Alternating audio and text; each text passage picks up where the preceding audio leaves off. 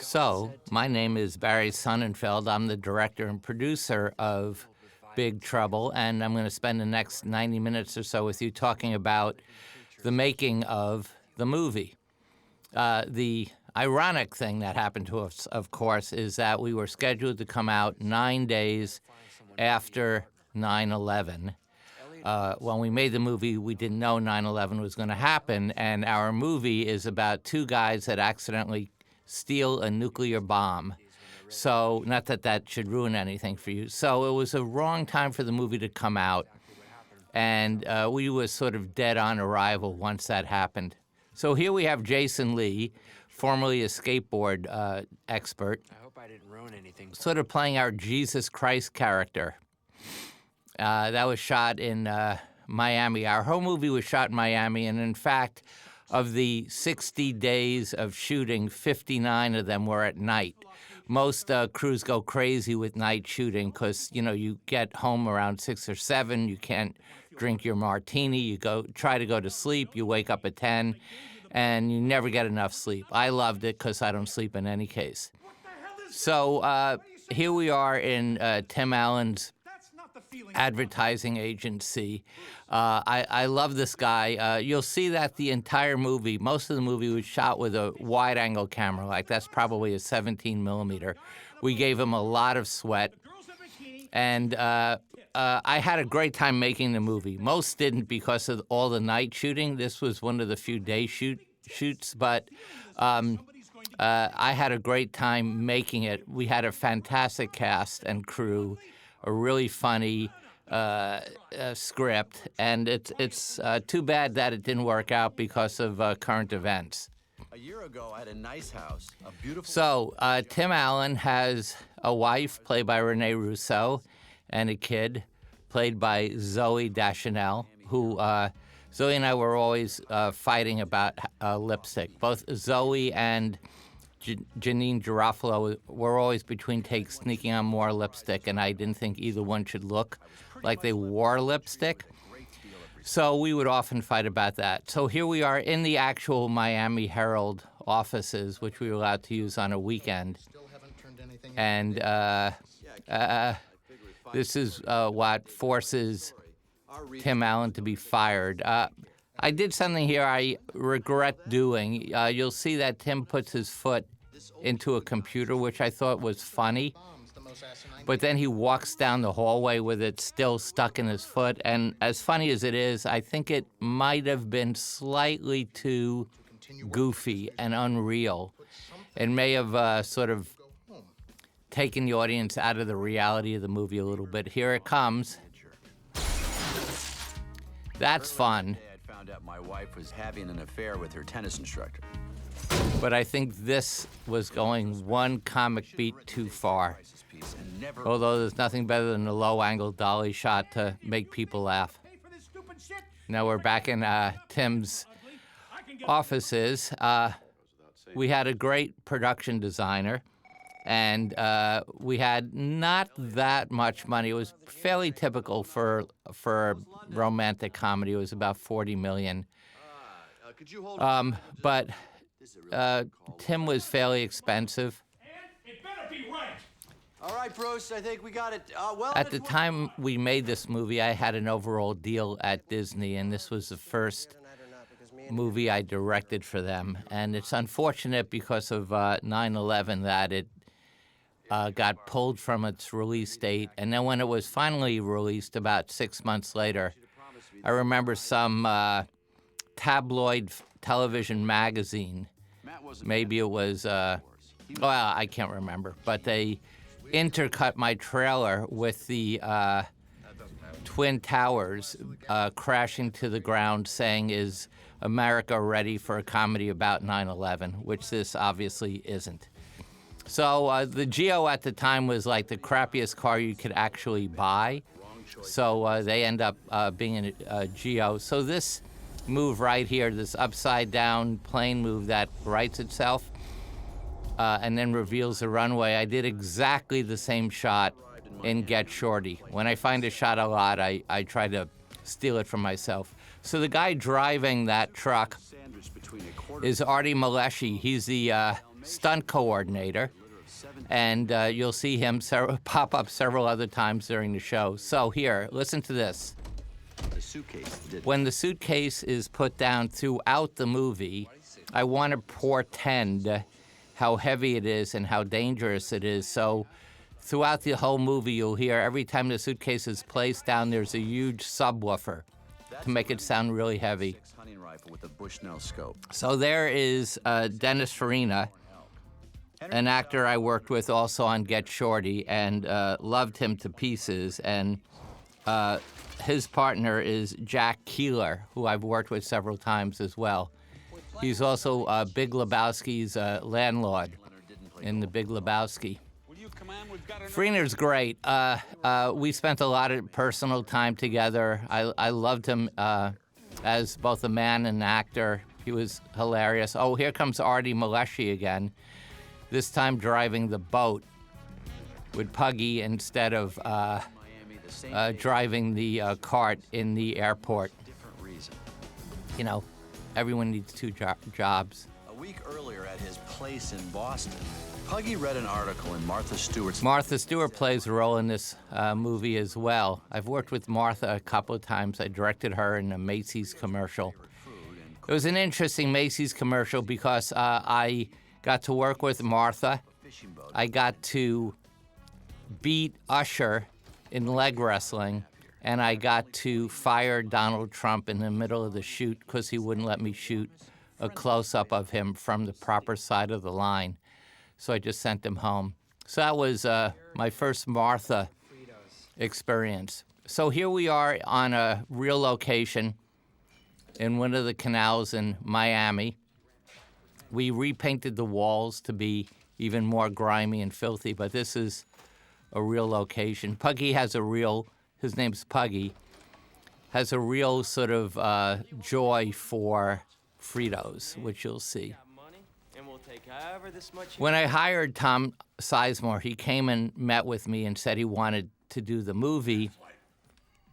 And I said I would hire him under two conditions. One, that he would never hit me, and two, that he would take every direction I gave him. And he agreed to do that, and he never threatened to hit me. But the very first day of shooting, I almost had to fire him because he kept trying to be funny. He had developed a tic and a limp because he thought it would be funny. And I called him to my camper, and I said, look, I got to fire you. And he said, why? And I said, you're acting funny. You just act normally. And he said, well, it's a comedy. And I said, no one's supposed to act funny in a comedy. Just act reality, and if the reality is funny, you'll be funny. But stop acting funny. So he agreed, and he got very good after that. Like, that's funny. Taking a flip-flop off to hurt somebody is pretty funny. His partner, of course, is Johnny Knoxville. This is early in his career, pretty much the first thing he did, and he was hilarious. In fact, Johnny would do something funny in one take, and the next take, Sizemore would imitate him, ruining Johnny's ability to do his funny line again because Sizemore would steal it. So that was a relationship between Johnny and Sizemore. I liked working with both of them. Sizemore was sort of hard to deal with often, but his performance is really good. Here comes the bomb again, and you'll hear how heavy it is. So I hope you're watching this in a room that has a lot of great subwoofer, because we really spent a lot of time trying to make the sound effects on this incredibly funny. It's like silly how loud and subwoofery and heavy the suitcase sounds when it's put down. I think you'll hear it right now. Let down gentle so as not to fall.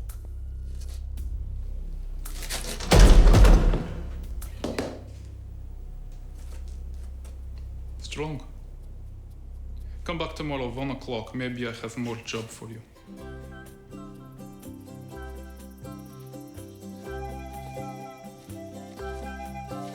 The music was written by James Newton Howard, a friend and a brilliant composer. We didn't have a lot of money, and we used a very small group of musicians. There was probably 10 to 15 musicians on the whole soundtrack. So this is also a real location, and in a great area of banyan trees, and that banyan tree actually was there, so we were able to connect them. Sometimes you end up finding a great banyan tree, but it's 18 miles away from your house, so you're always intercutting and never connecting the two experiences. That's Sofia Vergara, who was basically discovered for American audiences in this show. I think this is the first thing she may have ever done for an American company. The producing partner I had, Barry Josephson, had discovered her, and she came up and we met her, and I thought she was fantastic and sweet and lovely. And that's DJ Quarles, Ben Foster's partner in crime. There's a banyan tree, there's a real wall, and the house is really back there, so it all worked out nicely. I haven't seen him since his third scotch. It was probably, 78 degrees, 82 degrees at night every night, and one of the funny things is, we'd have these big lights outside to light up the night, and as we continued to work, it would get darker and darker, and it's because so many bugs were attracted to the lights, so we would have to kick the lights to get the bugs off the lights to get the exposure back. So there's Stanley Tucci. I've done several movies with Stanley. I love him to pieces. He can be mean, he can be a jerk, he can be profoundly lovely.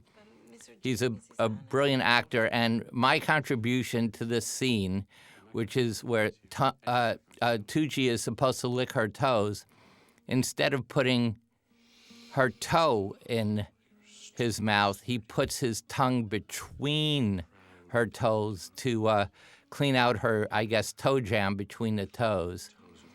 And this is totally my idea here, and Stanley was so grossed out that he had to do this to poor Sophia. Sophia was so grossed out that Stanley was licking her dirty feet, and we had a bucket of water on the set, and after each take she would scrub and scrub because she didn't want Stanley to suffer. I don't think Stanley was suffering.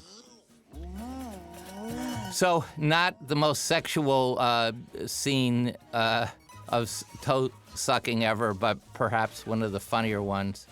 Nina, come out of there. This is my house, you work for me, and I want to suck your toes. Come out of there. This is my house, you work for me, and I want to suck your toes is a brilliant line of dialogue. Here they are climbing over the wall. Their job is to shoot Zooey Deschanel with a water gun. Random result of generations of hasty, unplanned dog sex. The dog was easy to train, and the frog was an animatronic frog. In the universe entered his life. So that's not a real frog, but it looks pretty good. But it has to squirt a poisonous fluid, a hallucinogenic fluid into the dog's eyes. Under the influence of the toad's hallucinogenic chemicals. So that's all an animatronic frog. 4-ounce porterhouse. Nice cut of meat. And notice We're back with Martha, who would not leg wrestle me because she felt that she could beat me, but I know that I could beat her. What are you watching her cook for anyway? Well, you know how to make her reservations. Good one, Arthur. So Stanley and I loved each other. At the end of every night of shooting, on the last setup, when we were done, my assistant's name was Sean, and Stanley would yell for Sean to bring myself and him either brutally shaken cold vodka martinis or Dry Rob Roy's, which is in effect a Scotch martini. It's Scotch with a hint of white vermouth.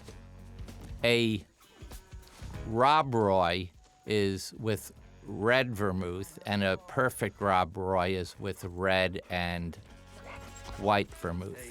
But a dry Rob Roy means white vermouth. Jack and Dennis were fantastic in this movie together. They're like a couple that had been married way too long. And they bitch with each other and they talk to each other totally like they've been married for 30 years.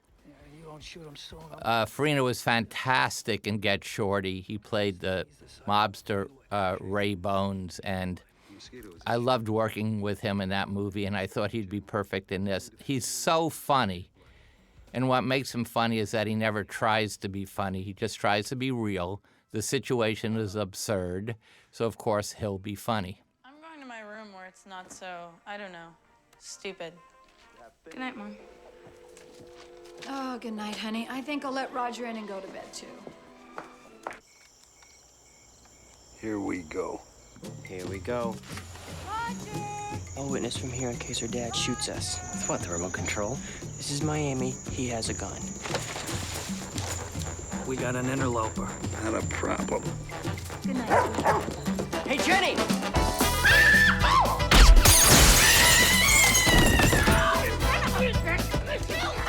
I loved working with Renee Russo as well. Renee and I go way back. She was in Get Shorty as well. She plays the love interest along with John Travolta. And she's perfect to work with. She's a pure, wonderful woman. She's lovely, she's funny, she's beautiful. She takes direction. Just a pleasure. In fact, pretty much everyone on the show is very easy to work with. Sizemore was occasionally problematic, but not often. And it was more about the heat, humidity, and all the night shooting that made this one hard. Other than that, it was pretty easy. Me neither. It was a gift from the wife. Now, Jason Lee as Puggy is the Christ-like figure, is an interesting character because I was in New York and the casting director, Rana Kress, had set up a meeting for me to meet Stanley Tucci to play Puggy. And Stanley came in with his script. He was ready to go, and he said, by the way, I don't want to be Puggy. I want to be Arthur, the husband, which was totally shocking, but of course we said, whatever you want, Stanley. So he became Arthur. Now we've got Janine Garofalo and Patrick Warburton. Freeze! If you want to go back a lot of years with me and Patrick, there's a lot that we've done together. We worked together on the original Tick, where he played the Tick. He was in Men in Black 2 as Will Smith's agent. He's appearing for the last 3 years in the television series I'm producing and directing. Most of the episodes called A Series of Unfortunate Events, where he plays Lemony Snicket. And he's incredibly hilarious in this show because he's so handsome and so flat. What? Squirt good. It's a good thing you ran away, Arthur. You might have gotten wet. Shut up! I just love how horribly mean Tucci is in this show. And look how dumb Warburton looks. He just says only banal things in the whole movie. What happened? Me and Andrew were outside. Andrew and I. Thank you. Who's Andrew? There are several runners. One is that people correct people's pronunciation or grammar. So Andrew and I becomes a correction for me and Andrew. Things like that happen throughout the movie. I love comedy runners. When something's funny, we use it as much as possible. Jenny's mom opened the door, and I came running up to escort her. And then Mrs. Herc jumped on me, and then I went down on Jenny. Or I fell on Jenny. This guy says that his son is here. I'm Elliot Arnold. I've worked with both Tim Allen and Robin Williams, and in many ways they're very similar. What's interesting is that they're both really funny, and whenever they're with a group of people, they're always on, they're always entertaining, they're always making jokes, whether it's the crew or at dinner, once the waiter comes. There's always people to entertain. Yet when you're alone with him, having dinner just the two of you or hanging around, a house or something, he becomes a very different person, which was very similar to Robin. So he knows everything about fountain pens and astronomy and religion and astrology, and he's just a fascinating, well-read, fantastic guy, but get enough people in there that it becomes an audience, and just like Robin, it becomes a show.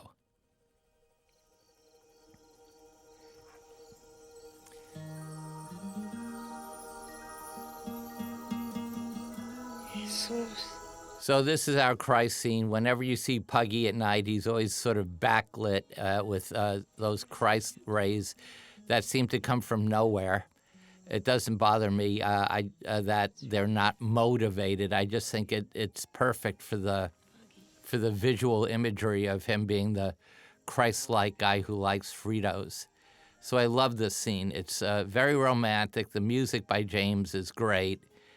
And nothing better than smoke and backlight to make anyone seem beatific.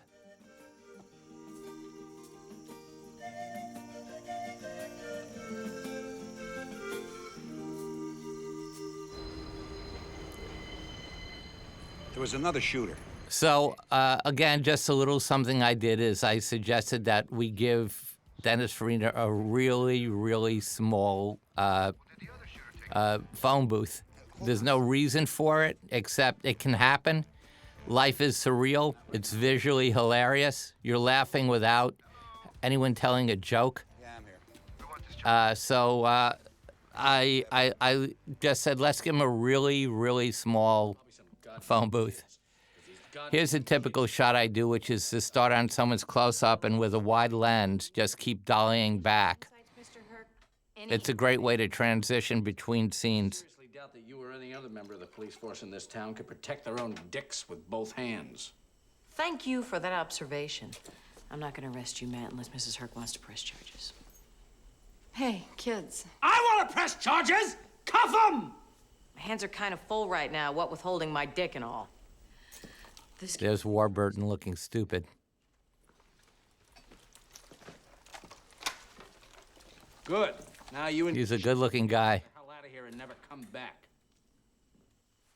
Thanks for everything. I'll walk you out.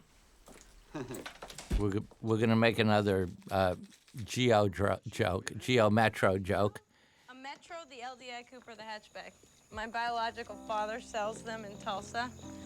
If the salesman tried to pitch you on free undercoating, it's total bullshit. They fall apart before they rust. 60% of the parts are made from recycled plastic soda. Zoe's another actor that talks in a very flat voice, which I always love. No one's ever trying to be funny around me as much as possible. Just say the line, say them fast, and let the situation carry the comedy.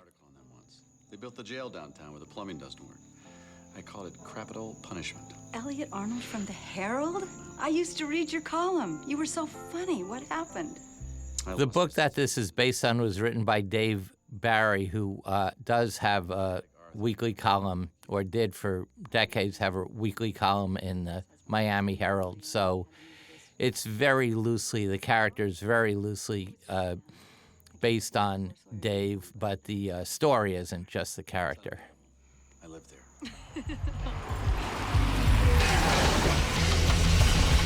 Can I borrow this? I'm totally into the Seminole Fluids. Arthur threw mine out at the car wash. He doesn't think it's music unless somebody's playing an accordion. I'll drive. So one thing about scenes with people driving is there are definitely different ways to shoot those scenes. One is to actually pull a car and be on the back of a camera car where the camera car has lights and is pulling the car, and you actually drive through neighborhoods. It can be realistic, but I always felt that you lost control of the directing, because your directing is always about, quick, get through this before you hit a traffic light, or we're going to have to drive all the way back to US 1. Hurry up, just say it quickly, we're going to hit a red light. So I hate rig and tow. So for instance, this scene, we are just in a garage. We're not outside.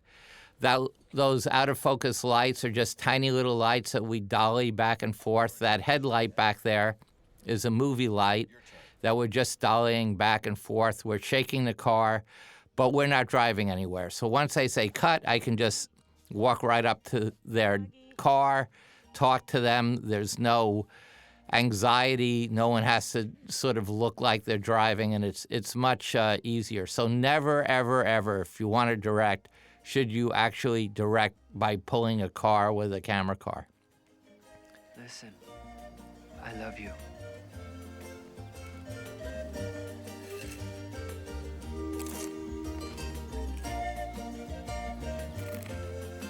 More Fritos. You see? You see the difference? You ask a guy what he wants, tits or an ugly fish, see what he tells you. Probably. Tits! I got a boogie. Hey, she should be leaning over for maximum exposure. Maximum exposure. I really like the scene coming up. You're going to see sort of a romantic tussle between Tim and Renee, and I wanted to do it in as few cuts as possible. Because if you do something in a master where you see all the action happening at once, it feels realer than if you cut to a lot of different angles. Somehow the audience senses that you're creating the scene as opposed to the scene just happening. So again, for comedy reasons, I always think it's funnier if you try to play out a scene without cutting. So let's see what happens here. How do you, like it? And I love that Tim keeps trying to hold his coffee cup so he doesn't spill it. So this is actually Renee and Tim, not stand-ins. And, he's trying to get the coffee cup down on the table, but he can't. So no cut yet. This is all one continuous shot. It tries to get the cup back down again. Doesn't work. And they finally one cut, and that cut where they fell were two stunt doubles. But until then, it was one continuous shot, and I think it's so much funnier than if I had cut to 4 or 5 different angles. No harm in asking. Traditionally, if you go back and look at old screwball comedies, comedy plays in master shots. You see action and reaction in the same time. You see Renee trying to kiss him, Tim trying to both kiss her, but also get that coffee cup down on the table. And that combination wouldn't work with inserts and close-ups. So there's something great about comedy master shots, and that's sort of an example. Those dickwads upstairs are trying to have me whacked. There's Stanley in a wig. Way over my head. And secondly, you stole money from them, Arthur. Always funny. You take that express elevator upstairs to the top floor, and you tell those sugarcane-sucking scumbags to lay off, or I'm gonna blow the lid on this whole operation. You're putting me in a very awkward position. No. An awkward position is what you're going to be in when the FBI is shining a proctoscope up your big, fat ass. I have evidence, and I'll use it. Another brilliant Stanley scene. Knew where he could get some, and that made Arthur Herc a very dangerous man. Arthur may not have been a genius, but he did know that the bullet that went through Zena's head was meant for his. Penn Ultra Construction had arranged for the hit when they discovered Arthur had been skimming money from the company. Up until yesterday. Practical location somewhere in Miami. Gentlemen? Probably shot on the same day we shot the newsroom. Can I get personal? Oh, now you're asking? Your daughter really likes you. Yeah, we have a pretty good relationship. Your divorce, Arthur, she doesn't throw any of that in your face? No, I told Jenny a long time ago that I wasn't perfect. She tried to accept my mistakes, then I tried to accept hers. Sounds simple. Well, I mean, it wasn't that simple when she came home with a scorpion tattooed on her butt. Matt hates me. Basically thinks I'm a loser. Called me a loser. So I called him a shit. This isn't a great scene, to tell you the truth. We had very little time, and we had to do it in one shot, and you could see the sun was going down, and I wasn't able to cover it. But it served its purpose, and we were able to get in and out. I think it was like maybe the second to last day of shooting. It was near the end, and we were racing to keep on schedule. Okay. And you, don't look at my ass when I walk away. I can't make that promise. Whoa, you can squirt me tonight down at Bayside? You're gonna remember that line when you're an old dude. You looking at her ass? Yeah. There's some things I'd like to know. I believe this may have been shot at Joe's Stone Crab restaurant. I'm not sure, but it may have been. They're eating Joe's Stone Crab, except the two guys that hate Miami are eating steaks because they just don't want to do anything that is Miami-like. That would be Dennis Farina and Jack. So this is a kind of a perfect scene, and who Dennis really is. He really is lovely yet profoundly intimidating. Cigars, please. Come again? I asked, would you mind putting out your cigars? Couldn't be asking nicer. I would mind. Well, you see, the reason I ask, all due respect, I got a great New York strip sitting over there. Cost me $27 and change. It's probably $80 now. Listen, Ace, number one, you're eating a steak at a place called Joe's Stone Crab. And number two, there's no rule that says we can't smoke. Well, number one, my name is not Ace. And number two, I'm not talking about rules here. I'm talking about manners. You see, there is no rule that says I can't come over here and fart on your entree. But I don't do it. Why? Because it's not good manners.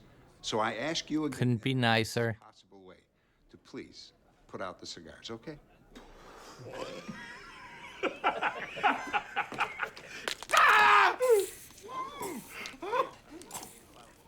Thank you. I hope you realize you've just committed assault. I know. You know, I remember time was you actually had to hit somebody. And I just love that scene because that's so Dennis Farina. Nicest, loveliest guy, but I would not want to be on the wrong side of him. We don't want to spend any more time in this garden spot than we have to. Got that right. Got That Right is another comedy runner that we keep using. So this is the first day of shooting, and this was the day when he had tics, Sizemore had tics and limps, and I called him to the camper and said, look, I got to fire you if you don't cut that out. And he got much better after that. I want to mess with that bartender and his baseball bat. I went on to use Johnny Knoxville in Men in Black 2. Okay, now the car that's just pulling up in the background, that's Dennis and Jack's car. There's several things about it. First of all, I picked this car specifically because it has a very specific seatbelt system which would drive anyone crazy. The seatbelt is automatic and sort of rotates into place, but it drives Farina crazy. And I knew that that would be a perfect car for him. In addition, when you hear the radio station playing in that scene with Farina and Jack, that'll be up there in a minute, the whiny Gator fan is my voice, played by Barry Sonnenfeld, and the radio talk host, call-in guy, is David Koepp, one of the great screenwriters in history. He wrote Jurassic Park. He wrote many movies for Spielberg. He's directed many movies. He wrote many movies for Ron Howard, many movies for me, and he's one of the top screenwriters and a good friend of mine. So the Gator conversations are me and David Koepp. Boom. Take a look. This is a very wide lens, like a 14 millimeter, and he just leans way into the close-up. We always made people sweat. Okay, now we have Andy Richter on the left and Jake Kasdan, who's written the last two Star Wars, the first Star Wars spin-off. Jake Kasdan wrote that. He is the son of Larry Kasdan, director of Silverado and Wyatt Earp and Grand Canyon and many, many, many other movies, and brother of John. Oh, I'm sorry, that's John Kasdan. Jake Kasdan is John's brother. Jake, in fact, directed the new Jumanji, and you'll see more of them. So here's me and Koepp talking. What the hell are gators? Football, college. Morons. I'm a Gator fan. That's me. And what do you have to say? Well, you said we don't have the guts to call, and I'm calling. That's it. You're calling to say you're calling. Yeah. This town gives me a headache. Why do you think he come here, a guy like that? Good job, nice house, plenty of cheese. What's he doing in a shithole like this? Maybe it's happy hour. Might as well have a bucket over my head. Keep walking and don't do nothing stupid in there. So again, the comedy comes from people trying to be normal while wearing pantyhose on their heads. That's the plan. Were you happy to see me? So, where are we gonna do this? We don't want to make a scene like last time. Well, there's a parking lot behind the drugstore. Sounds like a good place to die. Maybe you could buy me some lip gloss afterwards. You staring at her ass? You're not? Whip out your pistol, cowboy. Where do you want me to shoot you? Why don't you shoot her in the crotch? You could be like a couple. This is a friend of yours? How about I just shoot you on your hand? My first hand job. Here comes Andy Richter. He's shooting. Andrew, come on! Come on, Andrew! Push it, push it.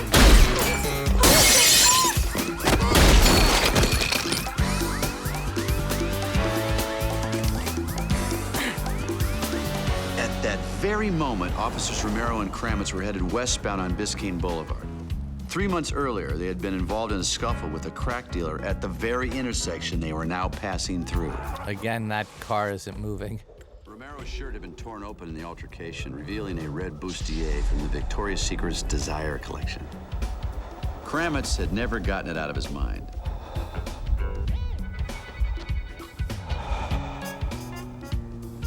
So I was thinking maybe you and me could get together sometime. Walter, do you want to have sex with me? Walter couldn't believe it. Had he somehow found the wormhole in the universe that guys have been seeking for eons? The wormhole that would allow him to bypass all the talking, and just do it. Walter thought hard about how he would phrase his response to Monica's question. Yeah. Well, I don't want to have sex with you. You're a married man. Yeah, but not happily. Man with a gun! Police, put the gun down right now! It's not my gun. Some guy... Put down the gun!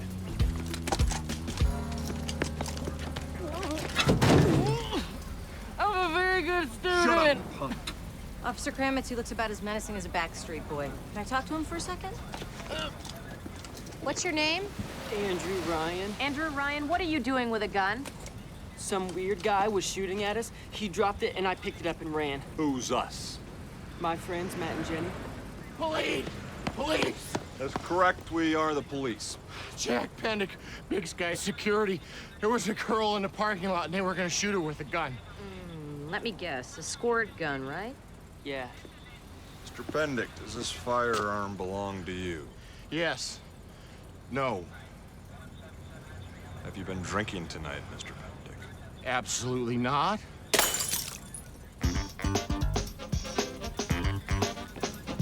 Go get him, Arthur.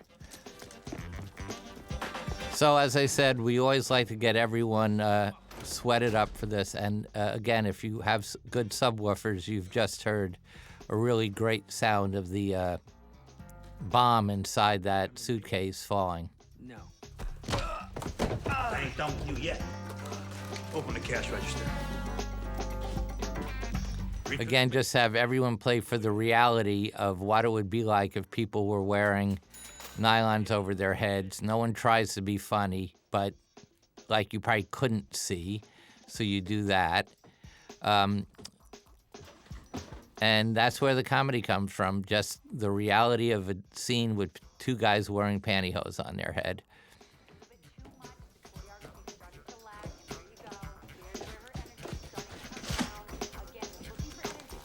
Get the big bills first. Which big bills? This one or the other one? Where's the money? I have money. But of course, he's wearing pantyhose, so he can't see anything.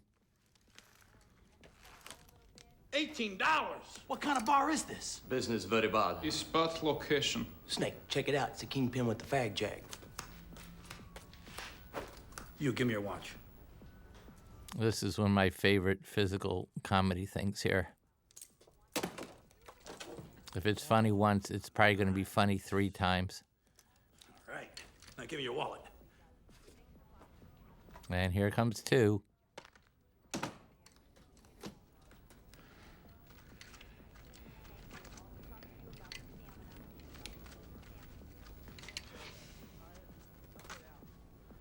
What's in there? Bomb? Right. No, it's a bomb. These guys are Russians and they sell bombs. Bombs? No bombs. It's bar. It's bar. Hey, Eddie, open the suitcase.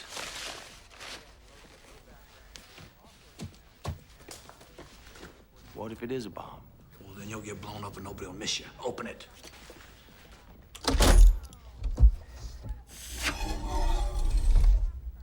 Looks like a garbage disposal. Nah, it's a time-lock safe thing. Probably got drugs or emeralds in it.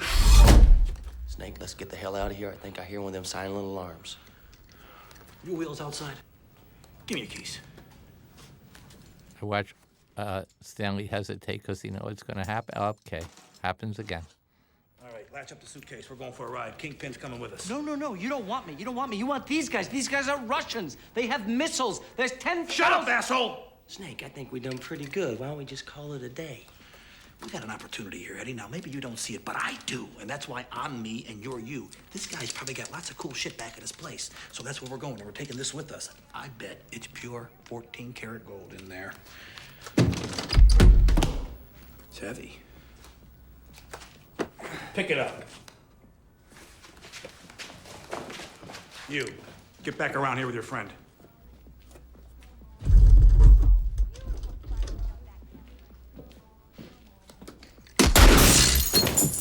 That'll teach you to hit people with baseball bats. Sit down.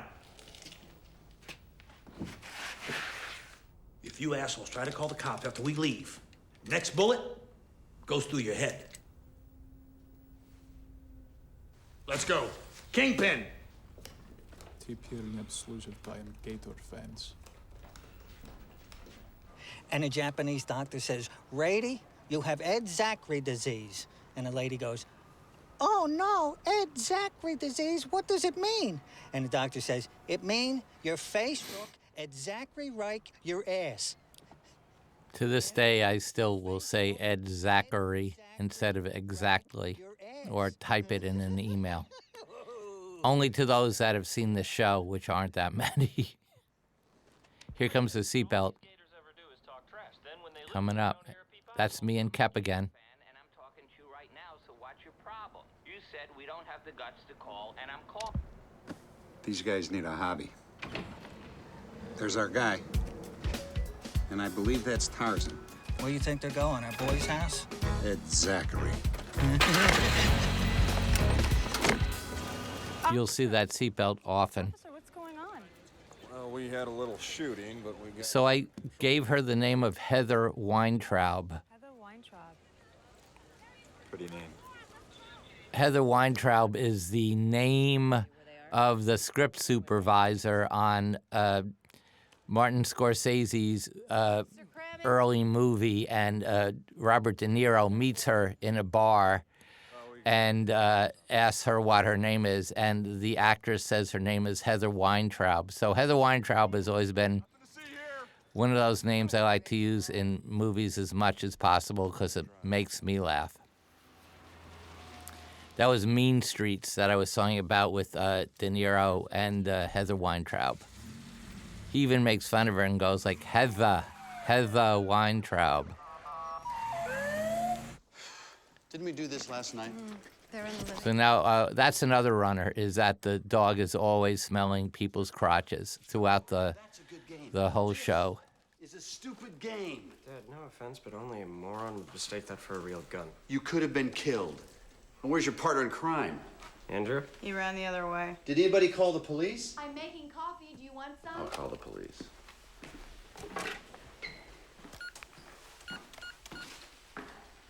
We looked at a lot of houses in Miami until we could find one that had the right backyard, the right floor plan downstairs, a backyard that was up against a street and back that had banyan trees.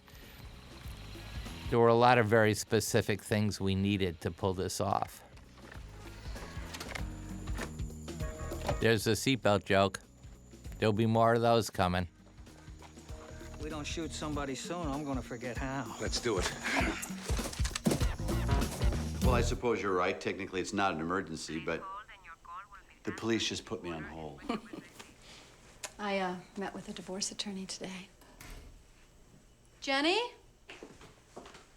Those kids won't be happy till they get arrested. Hi, we're friends of Arthur's. Hello, hello, hello. Everybody shut up! Unless you want to get shot where the sun don't shine. Don't think I don't know where that is either. Another runner joke shooting the television sets. We shot 2 at Arthur's house and 1 in the bar. Take that stupid thing off your head. Well, nice place. What are you, Martha Stewart? Make yourself useful and tie everybody up. With what? And then there's a Martha Stewart runner. This. Well, I can only do a slip knot, a double knot, and what do you call it, the Bowman. What do you want? You going for Eagle Scout? Tie him up. Broken TV.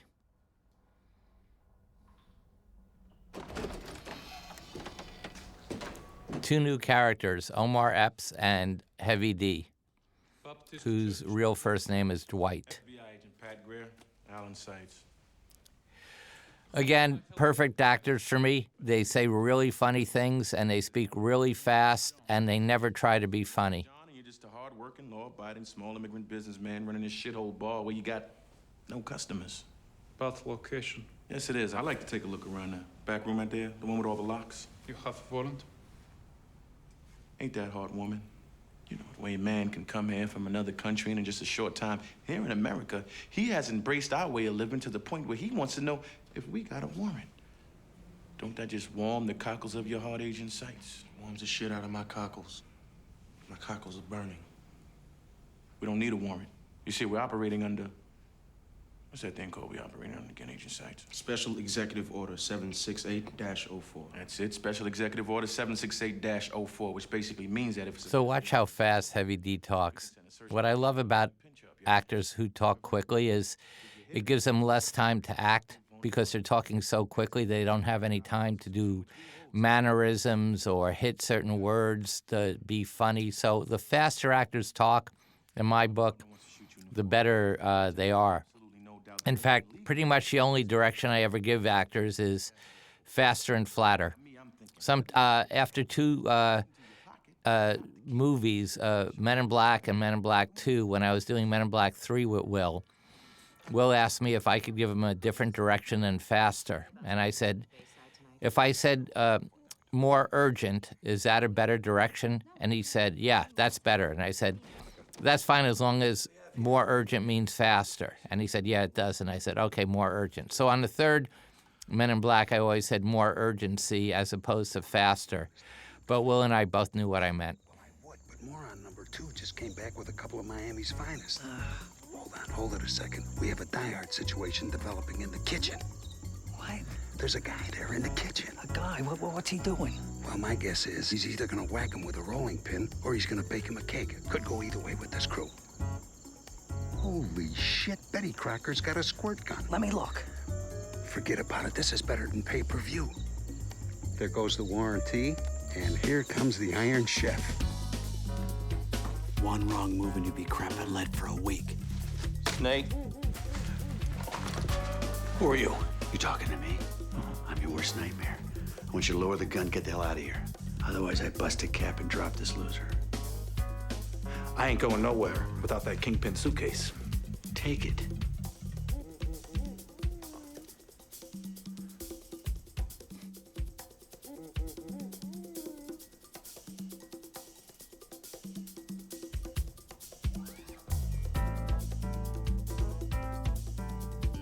On second thought, why don't you just waste them? Another wide-angle lens pushing. Something I love to do. Moron number 2 just got moron number 1 all wet. Gimme, I ain't never seen that. They got enough stuff back there to fight a war with North Korea, but no suitcasing. Ivan here doesn't seem to know what suitcase I'm talking about. Ivan, I know what you're thinking. You're thinking you could use your suitcase as a bargaining chip. You tell us where it is, we go easy on you. I bet that's what you're thinking, isn't it, Ivan? Don't be a baby, Ivan. It's just your foot. It's what we at the Bureau call an extremity shot. Generally, the victim survives. they don't do so good with what we call a torso shot. What you think, Ivan? You want to experience a torso shot? I tell you who has suitcase. I'd get a bolt lock for this. Some really bad people out there. We're out of phone cord. What about him? He's coming with us. So she. Where are we going? Bahamas. I hear they go pretty easy on kingpins in the Bahamas.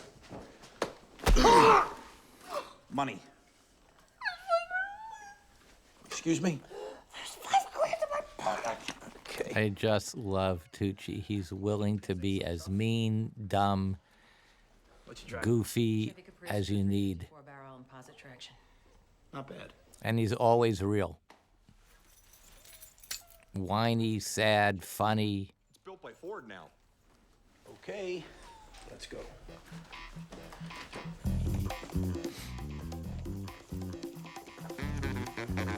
Eddie? Yeah? Eddie, you drive. Britney Spears, in the back. Let's go. Moses, you're flying coach. Again, if you've got subwoofers, you've just heard quite a sound as it's placed down in the back of the trunk. Buckle up, ma'am. Let's go. I ain't never drove one of these before. It ain't a spaceship, asshole. Drive. There's a gate. Oh, shit. Back up slow. It'll open.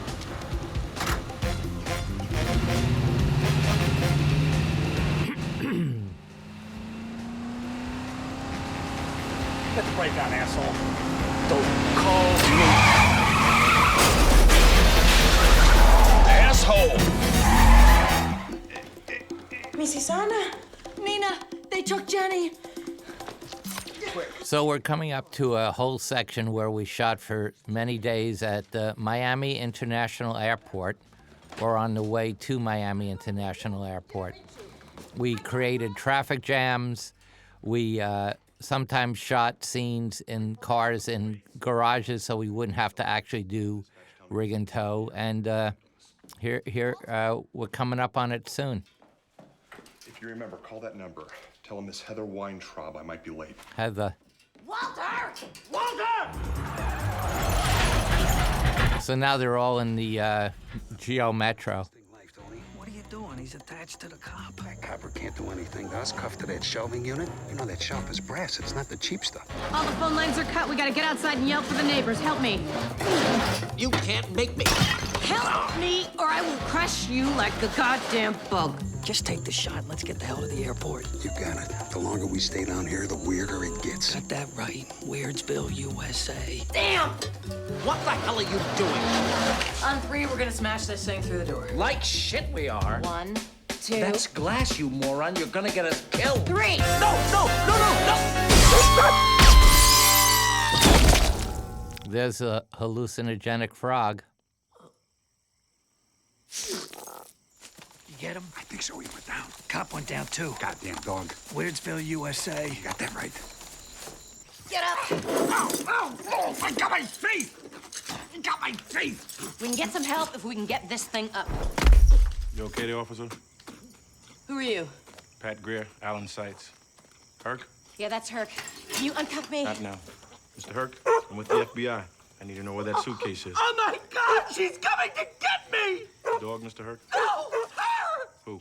You know! So Martha Stewart did this for us. She came on a green screen set and barked Herc for us, and we then placed her head on that dog in post-production. Mr. Herc, can you hear me? This is very important. I need to know where that suitcase Martha and I used to live near each other in East Hampton. I lived in East Hampton for 30 years year-round, and Martha had a better house in a beautiful neighborhood, and we'd occasionally run into each other. So I asked her if she would be in our little movie, and she said yes. Listen, we have reason to believe that Mr. So had a suitcase. Epps is an expert on all things Nat Geo television, so that he knew what kind of frog that was, and later on you'll see when they're driving that he's an expert on all things on the Nature Channel, Nat Geo Channel. If If you don't uncuff me, you can stick your very important federal matter right up your big federal ass. Another low-angle push-in. So once we saw that exterior, right? And we did a little bit of shooting there, but all the stuff of driving in the car. Here come the goats.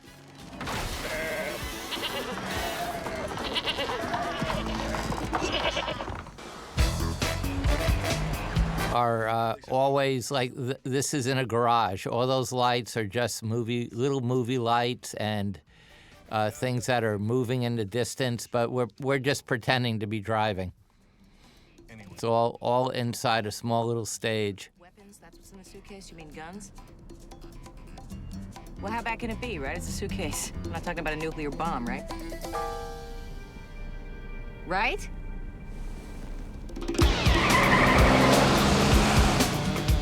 Okay, we gotta pick a road, arrivals or departures.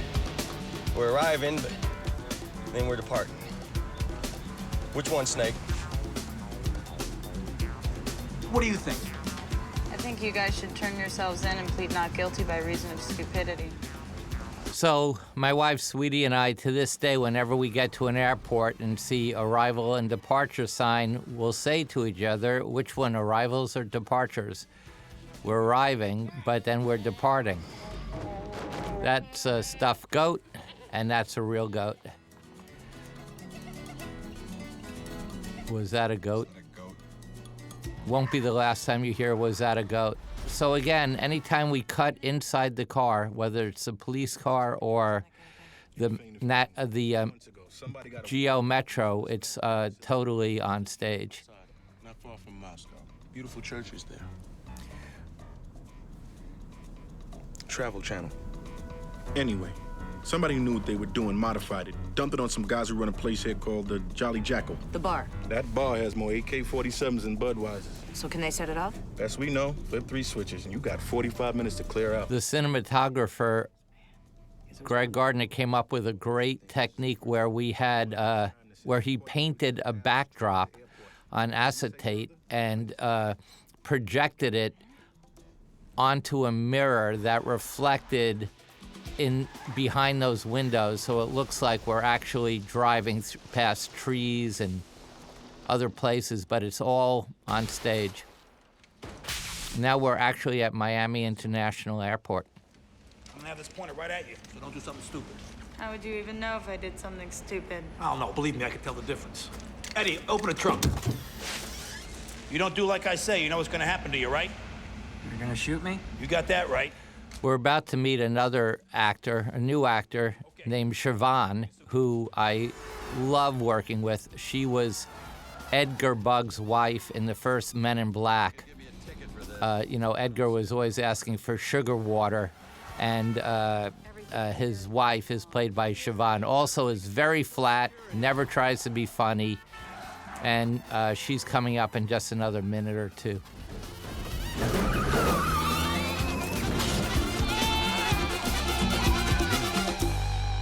We're gonna miss our flight. You see what the problem is? I don't know. There's some kind of commotion up there. There might be something about it on the radio. Not now, not tonight, but when they play. David Koepp and Barry Sonnenfeld on the radio. Well, you're not hearing what I'm saying. I'm saying that I am a Gator fan, and I'm calling you now, okay? So I don't understand what the problem is, or are you just not? I think a goat might go by soon.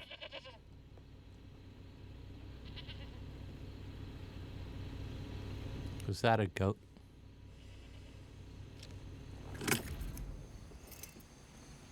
Was that a goat? Let's get the hell out of here. Okay, here comes the seatbelt joke. I just wanted to do whatever I could to make their stay in Miami just horrible. Hey, Snake. Arrivals and departures.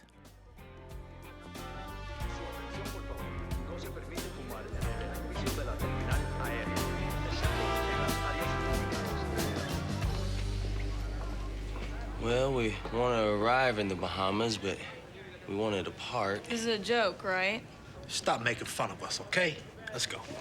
Now we're going to meet Siobhan. Here she is, Edgar's wife in Men in Black. We need 4 tickets to the Bahamas, one way, next flight you got. Nassau or Freeport? The Bahamas. Nassau and Freeport are in the Bahamas. Whichever's next. There's a 10:50 flight to Freeport. 4 one-way tickets are going to run you $360. Okay. Take it out of there.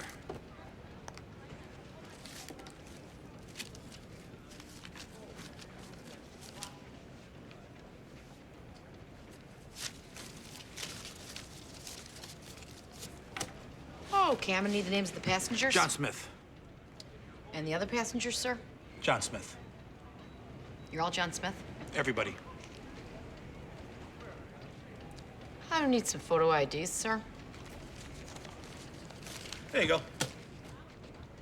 Okay, then, Family Smith. Have a nice vacation. Step through, please. Come on. Again, we were actually at Miami International Airport doing this late at night. Man, they got Xerox machines up there and shit. I'm so sick of your bad attitude. Just let me do some thinking, okay? Back check. Step through, please. Back check. Back check. Computer check. Computer check. All right, step through. Okay, let's go. Step through, please. Step through, please. Back check. Back check.